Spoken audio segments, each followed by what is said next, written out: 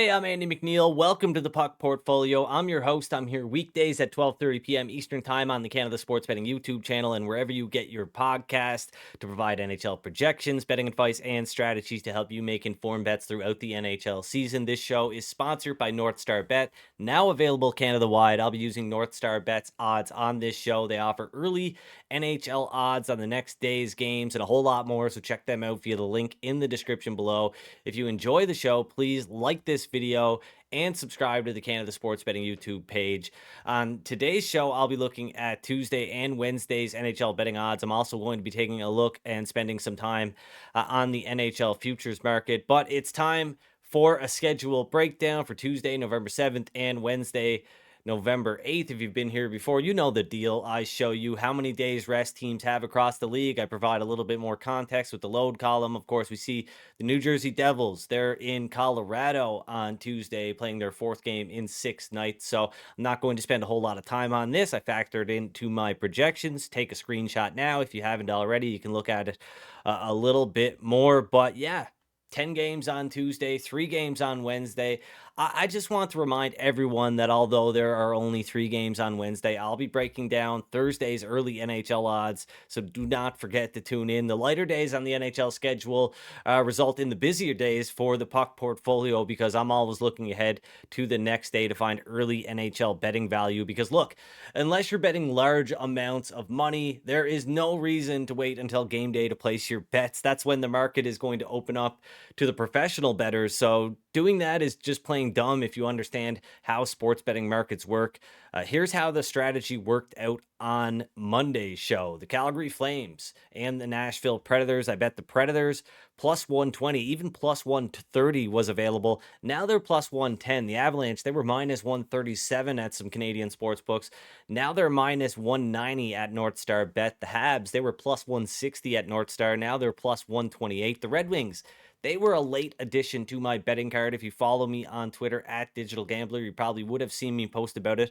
Or if you read the pinned comment on yesterday's video, you would have received an update. Always check the comments on the videos because I'll pop in after the show sometimes and add notes when it's something very important like this. Anyway, Igor Shesterkin, Rangers starting goaltender, out for New York, who are already missing Adam Fox, their best defenseman, Norris Trophy, perennial Norris Trophy candidate. So Detroit was plus 148. Now they're plus 130. Shop around. You might find some plus 135, which would offer enough value to make that bet. But with the new information that Jonathan Quick, the backup goalie, will be in goal for the Rangers, my projection model has New York as a minus 124 favorite. The Winnipeg Jets and the St. Louis Blues. Winnipeg was minus 118 on the money line. Now they're minus 136. It's why you should be tuning into the Puck Portfolio every day as soon as you can after release. I mean, this is why betting release shows are so popular, and that's essentially what the Puck Portfolio is. I release my picks earlier than anybody else, and I make sure that you guys can hopefully win the race to get good odds in the NHL betting market, because that's what this is. The Yotes taking on the Seattle Kraken. The Coyotes, they were plus 106 on the money line. Now they're minus 110. Wrong team favorite. But yeah, plus 106, now minus 110. More good value, good betting value, a lot of good betting value accumulated on Monday's show. So please keep that in mind. Tune in as soon as possible, as close to 12:30 p.m. Eastern Time as possible. But now that brings us to the Philadelphia Flyers. And people have asked me if I think the Flyers are a good bet. And let me just pull up my projections really quick here. People have asked me if I think the Flyers are a good bet at the current odds of minus 190 or better. And technically, yeah, they are. But sometimes, look, the betting market sends you signals like, hey, you're too high on the Flyers, you're too low on the Sharks, maybe a little bit of both. I don't think it's necessarily smart to disregard those signals. You can still be a contrarian and bet against the market, but you want to get the best of it, right? And I think the only way that I'm going to get the best of it on the Flyers, given that there's already been some interest in the San Jose Sharks, is if it's announced that Carter Hart and Sean Couturier are going to play. So at that point, I'll decide what I'm going to do. And if the odds are good, I'll race to bet the Flyers in some capacity, likely just on the money line. I can't price every game correctly, though. Not even the sportsbook can do that, clearly. If you're looking at how I priced yesterday's games versus how they priced yesterday's games, I think I did a better job, right? So I don't need to stick my neck out on every single edge that my model shows me. Monday was a super productive day anyway, and I can exercise a little bit more caution here. And some people might say, "Oh, well, you got an edge, you should just bet it." Well, look, I'm trying to play the market in the correct way. Sometimes you've got to take that into account, and if I don't, no big deal. I missed the Flyers in a game where they're a huge favorite. No big deal. I'm not going to lose sleep over that one. But if I can end up playing the Flyers somehow, I will. But some news to get to for Tuesday before I move on.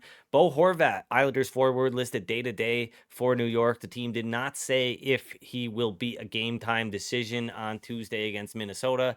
Antti Ranta will start for the Hurricanes. There's been a big shift in the odds toward Carolina. Now, I know Dylan Cousins and Matthias Samuelsson are out, and the Sabres are going to have to really punch above their weight class here to win this one. But with some sports books as low as plus 200 now, I'm starting to consider a bet on the Sabres for sure. The projection model has them minus plus 174, sorry, on the money line against the Hurricanes. But I'm going to wait until after the show to lock it in though, because I want to make sure that I haven't missed anything, news or otherwise. And I'll let you know on Twitter at Digital Gambler whether I decide to do that or not. But let's get into some futures. I don't really have anything for Wednesday's show, as early odds aren't providing me with much incentive, any incentive to make a bet. As you can see, my model is in line with the market. You compare my projection to what the sportsbook has right now. We can look at North Star bets, and they've got the Toronto Maple Leafs minus 175 on the money line. Ottawa coming back plus 143 on the other side. I've got that game minus 158 in favor of the Maple Leafs. The Florida Panthers minus 134 in Washington against the Capitals, who are plus 110. I've got the Panthers minus 124 on the money line, according to the projection model. And then finally, we've got a big game between the Los Angeles Kings and the Vegas Golden Knights. Now, I'm a lot closer to betting on the LA Kings here. And if there is going to be a team that I end up betting on Wednesday, it's probably going to be the Kings because they're at plus 118 on the money line. The Vegas Golden Knights minus 143. I really like the Kings. Their goaltending is always going to be a concern, but the projection model has them at plus 117. So starting to see some value possibly on the LA Kings. We'll wait and see what happens. But anyway, I posted about this on Twitter this morning. Only one of you asked the question. Several of you like the tweet. What gives? You got to give me some more than that. But Austin asked about the Calder Trophy race, and specifically, I am going to screw this up. Pavel Minchikov, a rookie defenseman for the Anaheim Ducks. Well, looking at North Star Bet's Calder Trophy odds, he's currently sitting with the fourth best odds at plus 1,300, 13 to 1. And I think by default, that makes him a decent bet. He's tied for the rookie lead in points as a defenseman, and his overall play has been praised by many in the hockey world so far. I think there's a strong argument to be made that he's been the best rookie defenseman right now, ahead of New Jersey Devils Luke Hughes, who has the second best odds to win the Calder Trophy behind Connor Bedard. So I think he might be a good bet at 13 to 1, given that he is really, kind of taking the early lead and people are taking notice. So if anything, you'll probably see those odds tick down and he'll become maybe one of the favorites along with Hughes and Bedard at a shorter price. So definitely something to consider there. Good question from Austin. But I wrote yesterday at CanadaSportsBetting.ca about the Selke Trophy odds. Now, ESPN senior hockey writer and friend of the Puck Portfolio, Greg Wyshynski's NHL Awards Watch article dropped on Monday, and I advise you all to go check it out. It's one of the biggest one of the biggest takeaways for me, though, was that NHL writers are taking note of Jordan Staal and his defensive play. Finally, according to Wyshynski's article, in which he polls NHL writers, i.e. voters, Jordan Staal is currently the leader in the Selke Trophy race. Staal has been only a finalist once in his 18-year NHL career, which illustrates just how awful the selection process is. Staal is the best bet at the current odds, in my opinion, simply by default, because 10 players are ahead of him, and that doesn't jive with the results of the ESPN poll. 18-1 on Jordan Stahl. It's something that definitely has to be considered here. He finished fourth in Selke voting last season, and now it looks like voters are finally taking notice of the 35-year-old. Maybe voters will decide that Stahl deserves to be recognized in 2023. You know, that happens sometimes. It's not necessarily always given to the best player. Sometimes it's kind of given as a legacy award, like, hey, this guy's been really good for a lot of years. Not sure who to vote for this year. I'm going to vote for him. So Stahl could be getting some votes just because of that. You know, even if he isn't necessarily the best defensive forward in the NHL, but right now he's got the early lead. He finished with one more vote than Elias Pettersson and Anze Kopitar in the poll that ESPN conducted. So definitely something to consider there. When you get this kind of information about where the writers' heads are at, I think you want to take it into account and give it a serious look here. Jordan Stahl, 18-1. 10 players have better odds of winning the Selke Trophy than he does. So that is definitely something you want to consider here. But you know, let's pull up my updated NHL projections. Wow, the San Jose Sharks 92% chance of finishing with the worst record in the NHL. But you know what? I want to do something else here, and that is convert everything to American odds. You can still see the percentages there. It might be a little bit tough to see. You'll have to zoom in a little bit, grab a screenshot, zoom in, and you'll see what I'm talking about. But I would love for you guys to ask some more questions on Twitter. We can revisit this stuff another day, but there is one specific market that I want to hone in on here, and it's the Pacific Division winner, because I think there's, you know, a little bit of value here on the Los Angeles Kings, plus 350 at North Star Bet.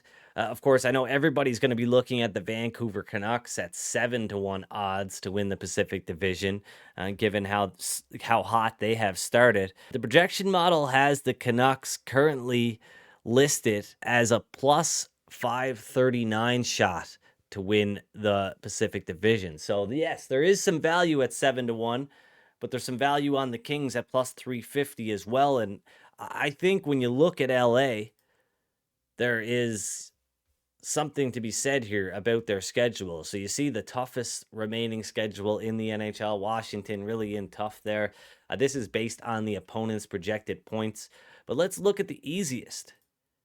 It's the LA Kings. They've got a really easy schedule the rest of the way. It gets a little bit tougher over the next couple of weeks, but into the end of November, into December, they've got some easy games. They can make up a lot of ground here in the Pacific Division, which is absolutely wide open, in my opinion. So something to consider there. But that does it for Tuesday's episode of the Puck Portfolio. Just another reminder that although there are only 3 games on Wednesday, I will be breaking down Thursday's early NHL odds on Wednesday's show, so you don't want to miss it. Thanks for joining me. I'll see you on Wednesday.